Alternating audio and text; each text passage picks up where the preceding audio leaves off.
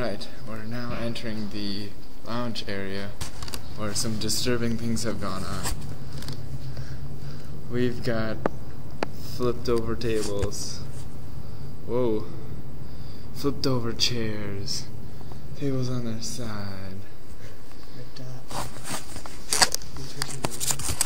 Mountain Dew. Nutrition labels. We've got chairs all squished together.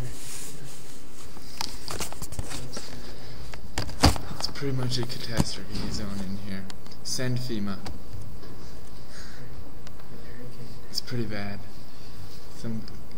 Blizzard does things to people, as you first witnessed in our last Blizzard.